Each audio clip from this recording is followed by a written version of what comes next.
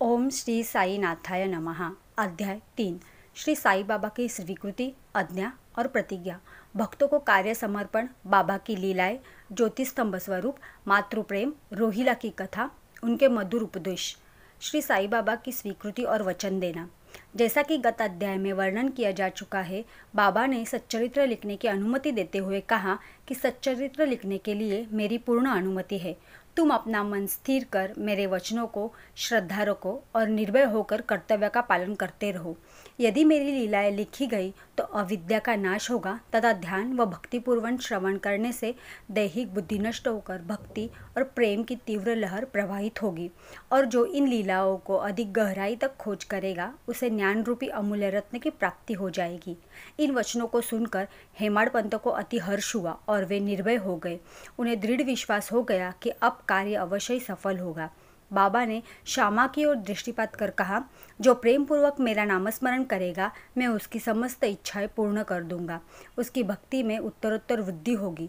जो मेरे चरित्र और कृत्यों का श्रद्धापूर्वक गायन करेगा उसकी मैं हर प्रकार से सदैव सहायता करूंगा। जो भक्तगण हृदय और प्राणों से मुझे चाहते हैं उन्हें मेरी कथाएं श्रवण कर स्वभावतः प्रसन्नता होगी। विश्वास रखो कि जो कोई मेरी लीलाओं का कीर्तन करेगा उसे परमानंद और चिर संतोष की उपलब्धि हो जाएगी। यह मेरा वैशिष्ट्य है कि जो कोई अनन्य भाव से मेरी शरण में आता है, जो श्रद्धापूर्वक मेरा पूजन, निरंतर स्मरण और मेरा ध्यान करता है, उसको मैं मुक्ति प्रदान कर देता हूँ। जो नित्यव्रत मेरा नामस्मरण, पूजन और मेरी कथाओं और लीलाओं का प्रेम पूर्वक मनन करते हैं, ऐसे भक्तों में सांसारिक वासनाएं और अज्ञान रूपी प्रवृत्तियां कैसे ठहर सकती है। मैं उन्हें मृत्यु के मुख से बचा लेता हूँ। मेरी कथाएं श्रवण करने से मुक्ति हो जाएगी। अतः मेरी कथाओं को श्रद्धापूर्वक सुनो, मनन करो। सुख और संतोष प्राप्ति का सरल मार्ग ही यही है।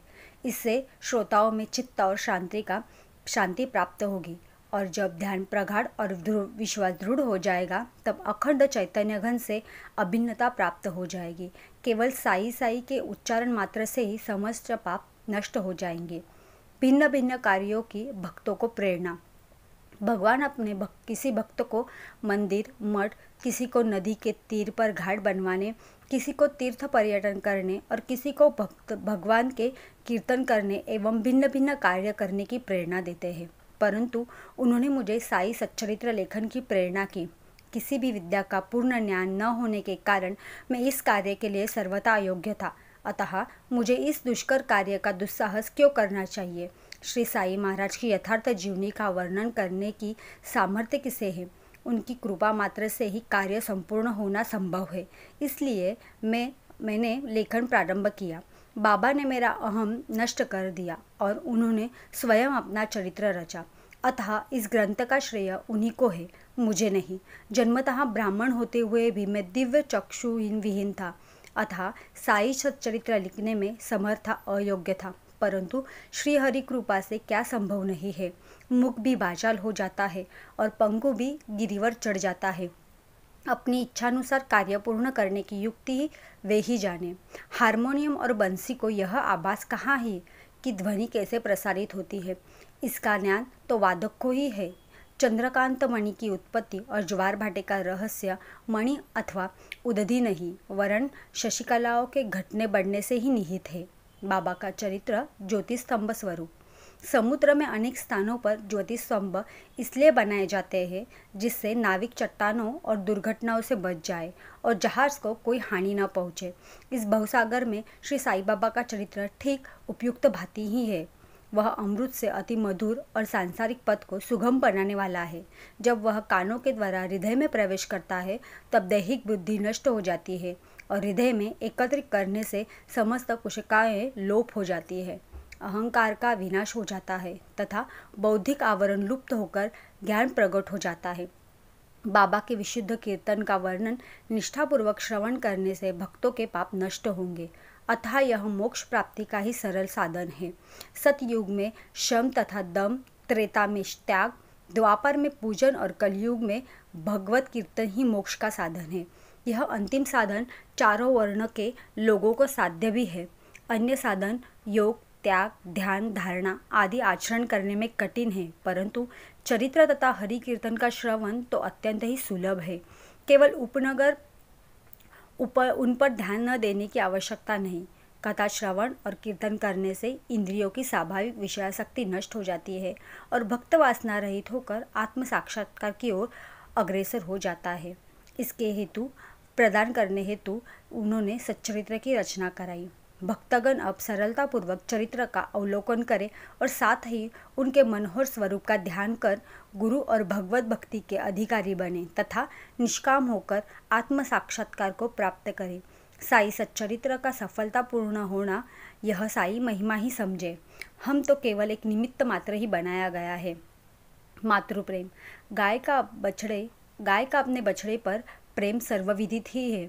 उसके स्तन सदैव दुग्ध से भरे रहते हैं और जब भूखा बछड़ा स्तन की ओर दौड़कर आता है तो दुग्ध की धारा स्वतः प्रवाहित होने लगती है।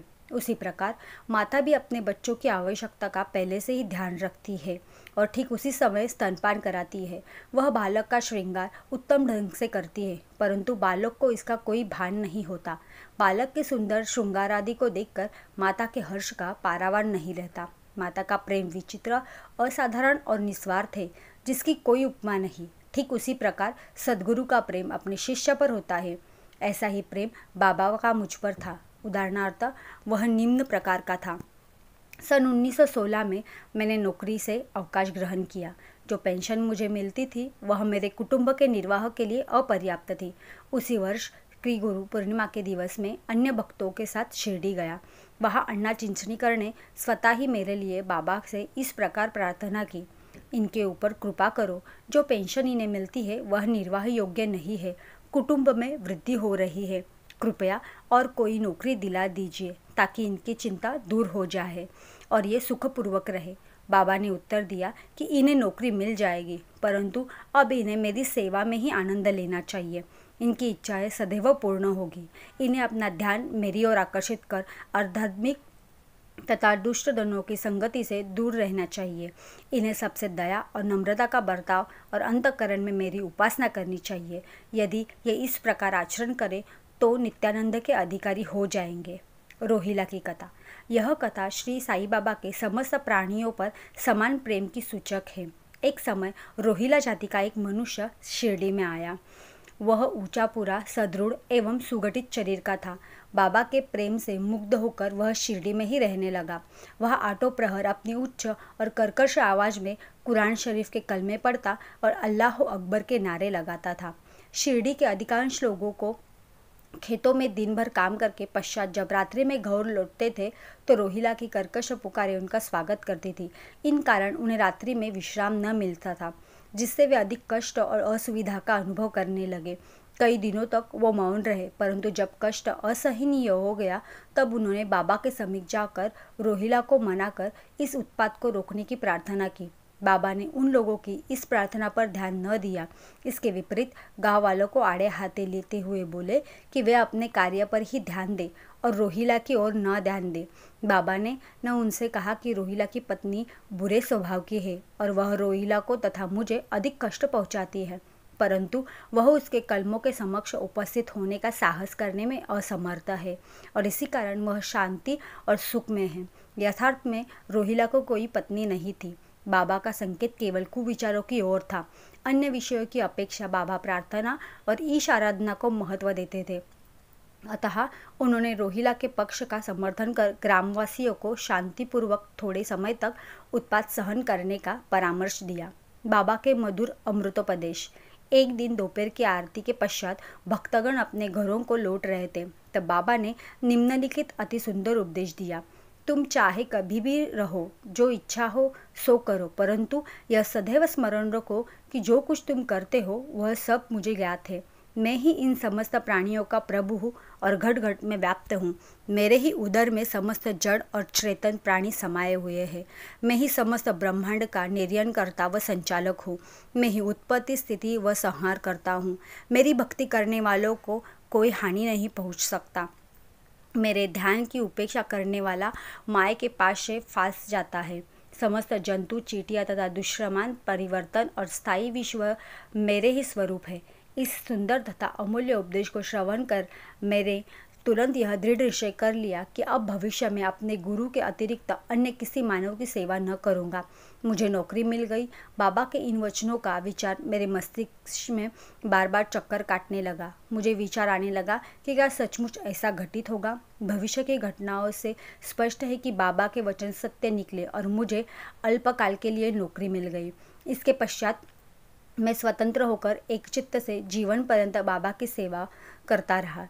इस अध्याय को समाप्त करने से पूर्व मेरी पाठकों से विनम्र प्रार्थना है कि वे समस्त बाधाएं जैसे आलस्य, निद्रा, मन की चंचलता व इंद्रिय आसक्ति दूर कर और एक चित्त हो अपना ध्यान बाबा की लीलाओं की ओर दे और स्वाभाविक प्रेम निर्माण कर भक्ति रहस्य को जाने तथा अन्य साधनों में व्यर्थ श्रमित न हो।